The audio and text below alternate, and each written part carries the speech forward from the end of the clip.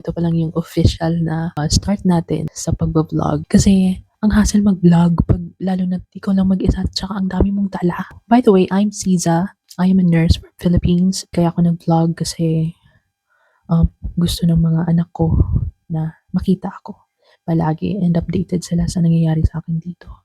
So, let's start vlogging.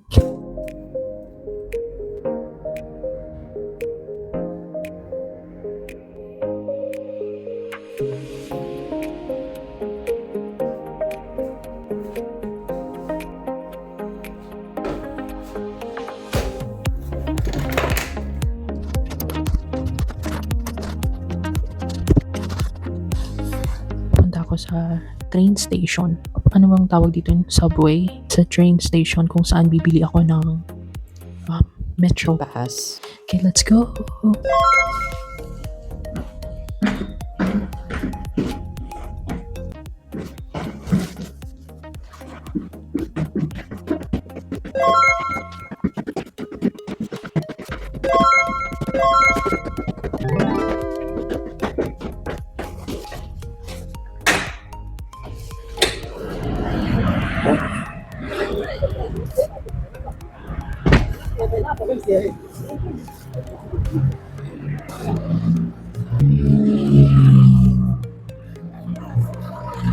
Okay, ang sabi dun sa mapa, didiretsuhin ko lang po. Okay, kung gusto mong gumala dito, sobrang dali lang ng transportation.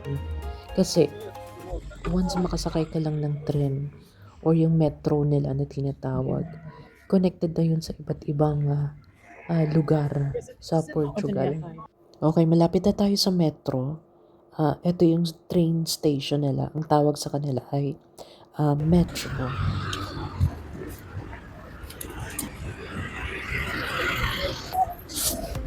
Araw. Ito na yun.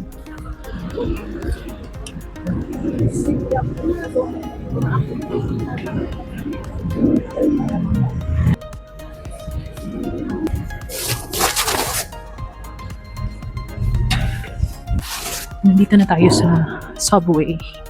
Tsaka ngayon, maghahanap na lang tayo ng machine kung saan pwedeng bumili ng card. Dito tayo sa Arroyos. Stop over tayo dito sa Chachado. Tatawid. Arroyos. Papunta doon. Backwards tayo. So, Arroyos. 1, 2, 3, 4, 5. Okay, dyan tayo sa machine na yan bibili ng card. Kaso, nandyan pa sila. Hindi ko alam kung bakit sila natatagalan. Okay, hindi ko lang naipakita kung paano ako bumili ng card kasi may nakabantay na naka-uniform. Ngayon, nandito na ako sa tren. At, ayun, nakasakay na ako. Napunta na sa Baixia Shadow. Ito yung time na hingal ako kasi hindi siya nagpa-function dyan. Pero sobrang taas ng escalator nila. At saka, parang wala nang katapusan. Buti yung iba gumagana dito. So mapapansin nyo, ang daming escalator, sunod-sunod na sobrang ang tataas. Tsaka magkakaroon ka ng anxiety dito kasi parang mahuhulog ka. Yung thinking na parang mahuhulog ka. So sobrang taas or posible kang mahulog. So dapat diretso lang. Dapat mabilis yung usad mo.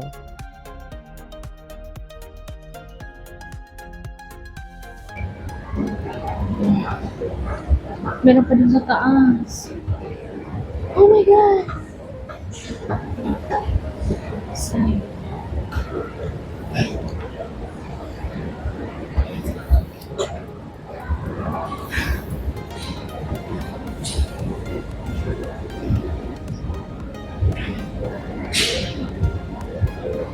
Ito na ba ito? My shower here. Baixia chat.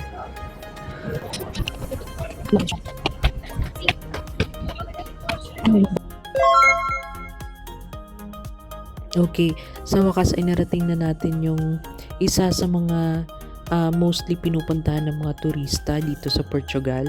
Ito ang Baixia Shadow. So mapapansin nyo, madaming mga turista, madaming estudyante, iba-ibang lahi. Tsaka makikita mo talaga yung ganda. Makikita mo talaga yung ganda ng place. So, dati napapanood ko lang sila sa YouTube. Nangangarap na sana makarating ako dito sa Portugal. Ngayon talaga, actual nakita ko na talaga sila. So, napakagandang place. Hindi ko ma-imagine at hindi ko ma-explain yung feeling. Sobrang saya. Totoo na talaga, hindi siya panaginip lang or hindi siya ako na mismo yung nandito sa lugar na to, 'di ba? Hindi na ako nakikinood sa YouTube, nag-imagine ng mga ah, kung ano yung feeling pag nakikita nila. As in, ako na talaga to. Ako na.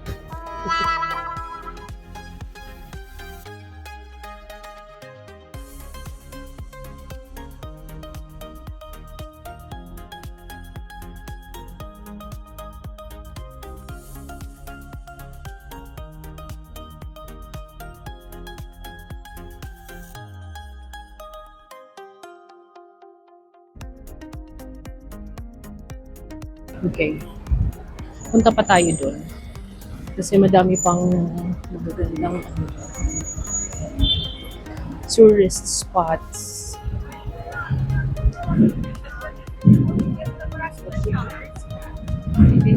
Come on.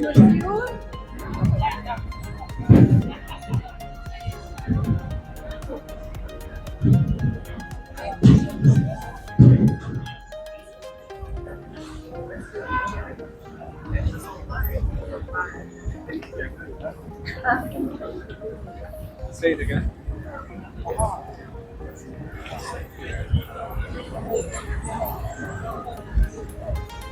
Yeah.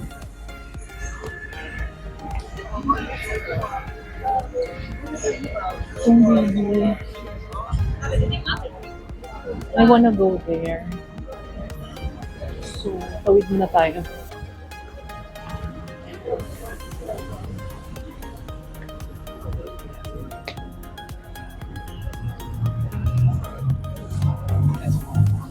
Wow!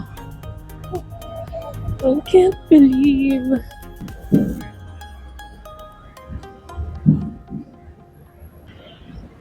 Okay, nandito ako sa Baisha Shadow. 12, 12 noon pa lang, so madami pa yung oras ko.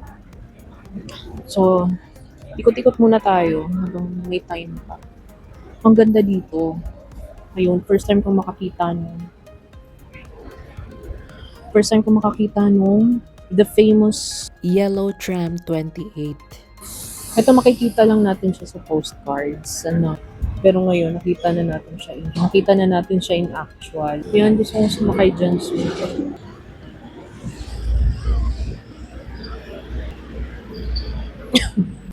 From my apartment going here, siguro itatagal mga 36 minutes kasama na yung walk. So, hindi hassle para sa akin. Ito pa yung isang challenge dito na ang daming akyatin, ang tataas, tapos yung lalakaran, parang madudulas na bato. So, mag-iingat talaga dito yung mga tao pag halimbawa umuulan kasi slippery talaga siya. Kailangan meron kang sapatos na matibay, Ang taas. yung hindi agad nag-slip. Okay. Pagod na ako dito pero napasubo kasi ako eh. Parang gusto ko ding ma-experience yung place. Kaya sinuyod ko talaga yung buong lugar.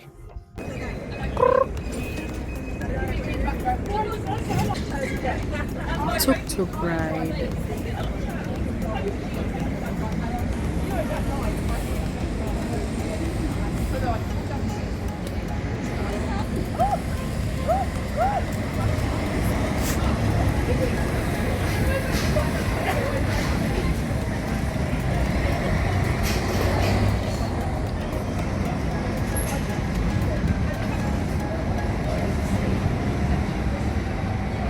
Okay, bumisita din pala ako sa isang simbahan na to. Isa siyang Catholic Church. At dito ay bawal talagang mag-take ng pictures and videos. Pero nung time na to, walang bantay. So yung mga turista, malaya lang silang kumuha ng mga pictures and videos.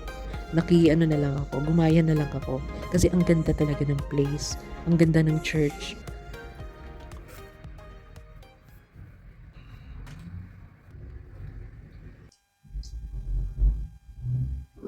Dati, kung dati nakikita ko lang itong mga to sa YouTube, ngayon natitikman ko na sila. Ang sarap. Ano siya? Tart. Isa siyang tart.